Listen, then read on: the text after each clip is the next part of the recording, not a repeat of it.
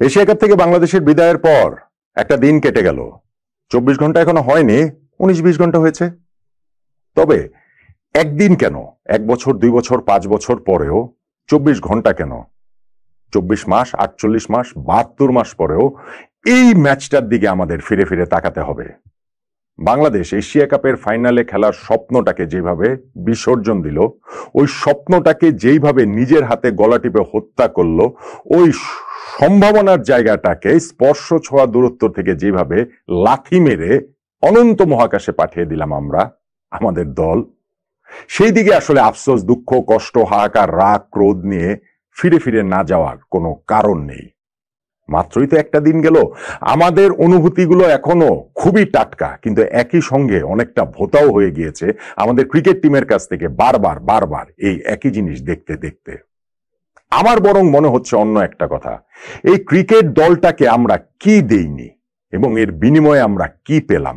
আমরা বলতে আমি আমার কথা বলছি না, আমাদের মিডিয়ার সহকর্মীদের কথা বলছি না, আমি পুরো বাংলাদেশের কথা বলছি, আমি পুরো বাংলাদেশের মানুষের কথা বলছি। আমি এই দেশের এবং পুরো পৃথিবীতে ছড়িয়ে ছিটিয়ে থাকা যে 20-22 কোটি বাংলাদেশি বাঙালি রয়েছেন, যারা ক্রিকেটকে নিঃস্বার্থ ভালোবেসে গিয়েছেন, নিঃশর্তে ভালোবেসে গিয়েছেন, তার বিনিময়ে আমরা আসলে তাদের কাছ থেকে কি পাই। যখন বারবার বারবার আমাদের এরকম হতাশ হতে হয়, আমাদের টিম যখন আমাদেরকে হতাশ করে, সেইটা কি এক অর্থে প্রতারণার শামিল না? দেখেন, এই ক্রিকেট দলের পূর্বসূরি মুশফিকুর রহিম একবার দম্ভভরে প্রেস কনফারেন্সে বলে গিয়েছিলেন, সবারই উচিত নিজেদের আয়নায় মুখ দেখা। আমাদের ক্রিকেট টিম কি তারা তাদের নিজেদের আয়নায় মুখ দেখেন? আরো এক পূর্বসূরি, আরো এক কিংবদন্তি মাহমুদুল্লাহ রিয়াদ ওই রকমই অহংকার ভরা গলায় বলে গিয়েছিলেন, জানিয়ে গিয়েছিলেন যে দেশের হয়ে খেলার জন্য, বাংলাদেশের জার্সিতে খেলার জন্য কিভাবে পেইন কিলার খেয়ে তাদের মাঠে নামতে হয়। কিন্তু আমাদের যে পেইনটা হয় এই ক্রিকেট টিমের পারফরমেন্স দেখে, রেজাল্ট দেখে, সেইটা কি আমাদের দল কখনো কোনোভাবে অনুভব করতে পারেন? আলোচনা অনেক ভাবে করা যায়, অনেক বড় করে করা যায়, অনেক ছোট করে করা যায়, অনেক টেকনিক্যাল ইস্যুতে করা যায়। আমি এই আলোচনাটা কোনো জ্ঞানগর্ভ আলোচনার দিকে নিতে চাই না। আজকের এই ভিডিওটা, আজকের এই আলোচনাটা আমি একেবারে পুরোপুরি হচ্ছে কি বলা চলে যে অথেন্টিক থেকে, ট্রু থেকে, নিজের মনের কথাটা, যেটা আমি মনে করি যে আমাদের সবারই মনের কথাটা, এই জিনিসটাকে আসলে একটু বুঝতে চাই যে আমরা এই ক্রিকেট টিমের জন্য আমরা কি দিয়েছি, আসলে আমরা কি পেয়েছি। এটা সত্যি কথা, আমাদের ক্রিকেট টিমের যে ফ্যাসিলিটিস, সেই ফ্যাসিলিটিস ডেফিনেটলি আপনি যদি বলেন অস্ট্রেলিয়ার মতো ফ্যাসিলিটিস, ইংল্যান্ডের মতো, ইন্ডিয়ার মতো না। কিন্তু আপনি যদি বাংলাদেশের বাস্তবতাতে চিন্তা করেন, আমাদের বাস্তবতাতে কোন সেক্টরের ফ্যাসিলিটিস, টপ লেভেলের এই ফ্যাসিলিটিস, আমাদের ক্রিকেটাররা যে ফ্যাসিলিটিস পান এরকম রয়েছেন। আমাদের এইখানটাতে যারা সরকারি চাকরিজীবী রয়েছেন, তারা কি আমাদের ন্যাশনাল টিম, আমি কিন্তু বলছি না যে হ্যাঁ আমাদের ডোমেস্টিক স্ট্রাকচার ভালো হওয়া উচিত, আমাদের এখানে পাইপলাইন স্ট্রং হওয়া উচিত, আমাদের ন্যাশনাল টিমে আসার আগে ক্রিকেটারদের আরো অনেক শক্তপোক্ত হয়ে আরো অনেক রেডি হয়ে আসা উচিত, আমাদের ডোমেস্টিক টুর্নামেন্টগুলো আরো কম্পিটিটিভ হওয়া উচিত। এগুলো তো জ্ঞানী আলোচনা, বড় আলোচনা। আমি একেবারে ন্যারো ডাউন করে আমাদের ন্যাশনাল টিমের এই জায়গাটাতে নিয়ে আসি এবং অন্যান্য জায়গার সাথে যদি আপনি তুলনা করেন, আমাদের যারা সরকারি চাকরিজীবী রয়েছেন তাদের ফ্যাসিলিটিস কে চেয়ে বেশি, আমাদের যারা বেসরকারি চাকরিজীবী রয়েছেন তাদের ফ্যাসিলিটিস কি আমাদের এই ক্রিকেট টিমের চেয়ে বেশি, আমাদের এইখানে যারা গার্মেন্ট সেক্টরে কাজ করছেন, আমাদের এইখানে যারা ব্যবসায়ী সম্প্রদায় রয়েছেন, আমাদের এইখানে কৃষক, শ্রমিক, মজুর, বিদেশ থেকে যারা রেমিটেন্স যোদ্ধারা, যেই ভাইয়েরা রয়েছেন, বোনেরা রয়েছেন, তাদের যেই ফ্যাসিলিটিস, আমাদের ক্রিকেট টিমের ফ্যাসিলিটিস কি তার চেয়ে কম নাকি বেশি? বাংলাদেশে থেকে বাংলাদেশের বাস্তবতাটা মাথায় রাখতে হবে, বাংলাদেশে থেকে বাংলাদেশের বাস্তবতায় অন্যান্য জায়গাগুলোর সাথে তুলনা করতে হবে। অবশ্যই বেশি, অবশ্যই ক্রিকেটারদেরকে আমরা অনেক বেশি ফ্যাসিলিটিস এই জায়গাটাতে প্রোভাইড করি। হ্যাঁ, তাদের উপরে আমাদের আশা বেশি, তাদের উপরে আমাদের ভরসা বেশি, তারা আমাদের ন্যাশনাল হিরো, তারা আমাদের ন্যাশনাল আইকন। তারা যখন কোনো একটা জায়গাতে জিতে যায়, আমরা প্রত্যেকে মনে করি ওই জয়টা আমাদের। ঠিক তেমনি ভাবে তারা হেরে গেলে আমাদের প্রত্যেকেরই মাথা হেট হয়ে যায়। আমরা তো মাথাটা উঁচু করে থাকতে চাই। আমরা যখন আমাদের এই বাস্তবতায় থেকে তাদেরকে সেই সর্বোচ্চ ফ্যাসিলিটিসটা দিব, তাহলে সেটার প্রতিদানকে আমরা এইরকম ভাবে পাবো। আপনি অন্যান্য জায়গার কথা বলেন যে হ্যাঁ ঠিক আছে, আপনি আমাদের শেরেবাংলা জাতীয় ক্রিকেট স্টেডিয়াম, আমাদের যে ন্যাশনাল ক্রিকেট একাডেমি, আমাদের যে জিম, আমাদের যে ইনডোর ফ্যাসিলিটিস, এইগুলো ওই যে বললাম টপ টিয়ার ক্রিকেট দেশগুলোর সাথে ওদের তুলনীয় নয়। কিন্তু আমাদের যে বাস্তবতা, আমাদের যে অন্যান্য সেক্টর, আমাদের যে ক্রীড়াঙ্গনের অন্যান্য সেক্টর এবং ওভারঅল যে আমাদের অন্যান্য সেক্টর, তার চেয়ে অনেক বেটার ফ্যাসিলিটিস তাদেরকে আমরা প্রোভাইড করি, অবশ্যই করি। আমাদের টিমটার কোচ হিসেবে ফিল সিমন্সকে আমরা নিয়ে এসেছি, আমাদের ক্রিকেট বোর্ড নিয়ে এসেছে, যেই ফিল সিমন্সের অধীনে ওয়েস্ট ইন্ডিজ টি-20 ওয়ার্ল্ড কাপ জিতেছে। টি-20 ওয়ার্ল্ড কাপ জয়ী কোচ আছেন আমাদের টিমের সঙ্গে। আমরা কি সর্বোচ্চটা প্রোভাইড করছি না? বাংলাদেশের বাস্তবতায় বেস্ট কোচ হিসেবে ধরা হয় মোহাম্মদ সালাউদ্দিনকে, ধরা হয় কিনা, এইদিকেই কি বেশিরভাগ ভোট পড়বে কিনা? তিনি একের পর এক ব্লান্ডার করে চলেছেন। এইবারে ন্যাশনাল টিমের এই যে বিপর্যয়ের পেছনেও তার নেপোটিজম অনেক কিছু দায় রয়েছে, কিন্তু বেস্ট না হলেও টপ 3 এর মধ্যে তো সালাউদ্দিন ভাই থাকবেন। তাকে আমরা ন্যাশনাল টিমে প্রোভাইড করি নাই, করছি না। আমাদের এই ক্রিকেটারদের জন্য তারা মাসিক বেতন পান 10 লাখ টাকা শীর্ষ ক্যাটাগরি, তারপরে 8 লাখ, তারপরে 6 লাখ। দেখেন, ক্রিকেটারদের বেতন দেওয়ার, বেশি টাকা দেওয়ার বিরোধী আমি না। আমাদের ক্রিকেট বোর্ড যে এই যে কিছুদিন আগে জানালো যে প্রায় 1400 কোটি টাকা তারা রেখে যাচ্ছে, এই টাকাটা আসার সবচেয়ে বড় যে দুইটা স্টেক হোল্ডার, তার মধ্যে একটা হচ্ছে ক্রিকেটাররা, মাঠের ক্রিকেটটা তারা খেলেন, এবং আরেকটা সবচেয়ে বড় স্টেক হোল্ডার হচ্ছেন আমাদের দর্শকরা। দর্শকরা ভালোবাসেন, দর্শকরা ক্রিকেট খেলা দেখেন, দর্শকদের ক্রিকেটে আগ্রহ আছে, সেই সূত্রেই হচ্ছে এই মানি জেনারেটটা হয়। সো ক্রিকেটারদের বেতন 10 লাখ কেন, 20 লাখ হলেও আমার কোনো আপত্তি নাই, কিন্তু সেই জায়গার প্রতিদানটা কি আমরা পাচ্ছি কিনা? বাংলাদেশের কয়টা সেক্টরে যে টপ টিয়ারে যারা রয়েছেন তাদের বেতন এরকম 10 লাখ টাকা, 8 লাখ টাকা, 6 লাখ টাকা? বলেন না আমাকে, কয়টা সেক্টরে? কোন বেসরকারি সেক্টরে, কোন সরকারি সেক্টরে? এই যে আমাদের মিডিয়ার কথা বলছে, আমাদের মিডিয়াতে 10 লাখ টাকা বেতন ড্র করেন, মাসে মাসে 10 লাখ টাকা বেতন পান, বেতন, এরকম কেউ আছেন? সো তারা যখন আবার ম্যাচ ফিটাও পাচ্ছেন, টেস্ট ক্রিকেট খেলার জন্য একটা ম্যাচের জন্য 8 লাখ টাকা, ওয়ানডে ম্যাচের জন্য 6 লাখ টাকা, টি-20 ম্যাচের জন্য 2.5 লাখ টাকা, এই যে এশিয়া কাপে 6টা ম্যাচ বাংলাদেশ খেললো, প্রত্যেকটা ক্রিকেটারের অ্যাকাউন্টে 15 লাখ টাকা ঢুকে গেছে। কোন সেক্টরে আছে যারা এইরকম ভাবে টাকা উপার্জন করতে পারেন? সো তাদের জন্য তো এটা আমরা দিচ্ছি, এবং তারা সেটা আর্নও করে নিয়েছেন। ডেফিনেটলি প্রতিদানটা কি আমরা পাচ্ছি?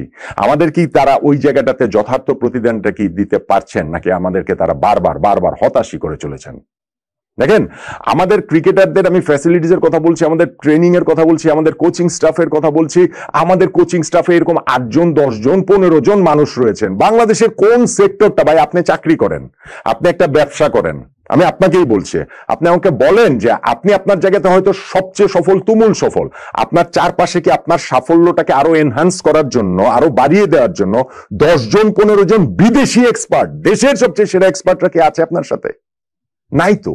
আমাদের ক্রিকেট টিমের সঙ্গে আমরা দিয়েছি এটা, কিন্তু তারপরেও গিয়ে মাঠের ক্রিকেটে তারা আসলে পারে না কেন? হ্যাঁ, ওই যে তারা তৈরি হয়ে আসেনি, আমাদের কম্পিটিটিভ অ্যাটমসফিয়ার আমরা তৈরি করতে পারিনি, এগুলো সবই সত্যি কথা। কিন্তু আমাকে বলেন যে পাকিস্তানের সঙ্গে ম্যাচটাতে যখন আমরা ওই ক্যাচের পর ক্যাচ ফেলছিলাম, এই ক্যাচগুলো ধরার মতো ফ্যাসিলিটিস তো ওদেরকে আমরা দিয়েছি। শেখ মাহিদি যেই ক্যাচ ফেলেছেন, পারভেজ ইমন যেই ক্যাচ ফেলেছেন, এই ক্যাচগুলো ধরার মতো ফ্যাসিলিটিস তো আমরা ওদেরকে প্রোভাইড করেছি, ধরার মতো ইনসেন্টিভ তো আমরা ওদেরকে প্রোভাইড করেছি না? 135 রান তারা করার মতো ইনসেন্টিভ কিংবা ফ্যাসিলিটিস কি আমরা ওদের প্রোভাইড করিনি? আমাদের ক্রিকেটারদের মধ্যে যদি ওই মেন্টাল জায়গাটা না আসে যে না, আমরা 145 করতে হলে যে আমাদের আসলে কি করতে হবে, এক্স্যাক্টলি কোন উপায়ে আমাদের আসলে ব্যাটিংটা করতে হবে, কোন অ্যাপ্রোচে ব্যাটিংটা করতে হবে, সেই ফ্যাসিলিটিস, সেই ইনসেন্টিভ, এগুলো কি আমরা ওদের প্রোভাইড করিনি? আমরা তো ওদের প্রোভাইড করেছি। এবং আমাদের কোচিং স্টাফের কথাও সেটা বলতে হবে যে তারাও যেইভাবে হচ্ছে কি যে এইসব ডিসিশন মেকিং তাদের রয়েছে, যে একটা টিমের টপ অর্ডার, তারপরেই লোয়ার অর্ডার শুরু হয়ে গেছে, মিডল অর্ডার বলে কোনো কিছু নাই। একটা টিমের ম্যাচের পর ম্যাচ টিম সিলেকশন প্রশ্নবিদ্ধ। সো এই জায়গাগুলোতেও তাদের জন্য তো আমরা সর্বোচ্চটা করেছি না? ফিল সিমন্সের জন্য আমরা তো চন্ডিকা হাথুরু সিং এর চেয়ে বেশি বেতন দিচ্ছে রে ভাই, মাসে মাসে 30 লাখ টাকার বেশি দিচ্ছে তাকে। আমরা এই সালাউদ্দিন ভাইয়ের জন্য হচ্ছে গিয়ে মাসে মাসে 8 লাখ 9 লাখ টাকা করে দিচ্ছি। এখন এগুলো নিয়ে আমরা প্রশ্ন তুলতে পারবো না? আমরা যখন তাদের প্রত্যেককেই সর্বোচ্চ জায়গাটা দিচ্ছি, তখন তারা আমাদেরকে যখন হতাশ করেন, আমরা প্রশ্ন তুললে উল্টা আক্রমণের মুখে পড়ে যেতে হয়।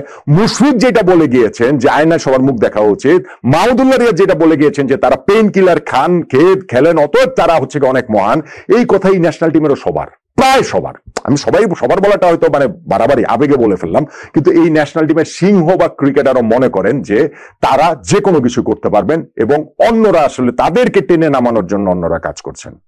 আপনারা নিজেরা তো নিজেদের উপরে উঠাতে পারছেন না। এশিয়া কাপের ফাইনাল খেলা ইটসেলফ এমন বড় কোনো অ্যাচিভমেন্ট না, ইভেন বাংলাদেশের স্ট্যান্ডার্ডও না। আমরা এর আগেও 3 বার এশিয়া কাপ ফাইনাল খেলেছি, কিন্তু ওই জায়গাটাতেও যখন আমাদের উঠে যাওয়াটা ছিল কেবলই সময়ের ব্যাপার, কেবলই জাস্ট শুধু হচ্ছে কি একটু সেন্স অ্যাপ্লাই করার ব্যাপার, একটু কমন সেন্স, একটু ক্রিকেটীয় সেন্স অ্যাপ্লাই করার ব্যাপার, আমরা সেটাও করতে পারিনি। আমাদের ক্রিকেটাররাও সেটা করতে পারেনি। আমাদের ক্রিকেটের টিম ম্যানেজমেন্ট সেইটা ক্রিকেটারদের ইনস্টল করে দিতে পারেনি তাদের মধ্যে। আমরা ওই জায়গাটাতে ফেল করেছি। তাহলে ওই জায়গাটাতেই তো আবার ফেরত যেতে হচ্ছে।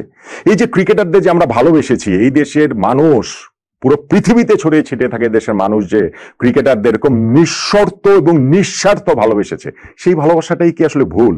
সেই ভালোবাসাটাই কি আসলে কাল হলো? সেই ভালোবাসাটাই কি আমাদের ক্রিকেট দল গ্র্যান্টেড হিসেবে নিয়েছে যে নো ম্যাটার হোয়াট, যাই হোক না কেন আমাদের তো ওরা ভালোবাসবে, আমাদের ছাড়া ওদের আসলে উপায়টা কি? এবং এই কারণে কি তাদের মধ্যে উন্নতির তাড়নাটা নাই? এই কারণেই কি এখনো আমরা ওয়ার্ল্ড ক্রিকেটে গিয়ে অন্যান্য দলের সঙ্গে এইভাবে খাবি খাই? এবং এই যে একটা চক্র, সেই চক্রটা থেকে আমরা কি আর কোনোদিনই বেরোতে পারবো না? আমাদের ক্রিকেট টিম কি আমাদের কোনোদিনই এই যে আমাদের সঙ্গে দিনের পর দিন, মাসের পর মাস, বছরের পর বছর ধরে কোট আনকোট একটা প্রতারণা করে যাচ্ছে, অ্যাপার্ট ফ্রম দ্যাট টাইম আমি বলবো 2015 থেকে 19 ওই সময়টার মধ্যে আমাদের ক্রিকেট দল বরং আমাদেরকে অনেক সাফল্য দিয়েছে এবং সেইখান থেকে আমাদের এক্সপেকটেশনের জায়গাটা তৈরি হয়েছে যে না, পরবর্তী জায়গাটাতে এসে ওইখান থেকে আমরা পরের ধাপে চলে যাব। কিন্তু ওইখান থেকে কিন্তু আমরা ক্রমশ পিছিয়েই যাচ্ছি, স্পেশালি 2023 এই ওয়ানডে ওয়ার্ল্ড কাপ থেকে শুরু করে এখন গত 2 বছর, 2.5 বছর ধরে দেশের ক্রিকেট যেমন নিম্নমুখী, যেমন নিম্নগামী, সেইখান থেকে একটা সতেজ হাওয়া হিসেবে এই এশিয়া কাপের পারফরমেন্সটা আসতে পারত যদি আমরা অ্যাটলিস্ট ফাইনালটাতে খেলতে পারতাম। কিন্তু আমাদের দল সেটা আসলে পারেনি। আমাদের ক্রিকেটারদের কাছে সেইটা আসলে ম্যাটার করে বলেও মনে হয় না, যেই কারণে ম্যাচের ওরকম টেন্স মোমেন্টে ক্যামেরা ডাগ আউটে ধরলে আমরা লিটন দাসকে হাসতে দেখি।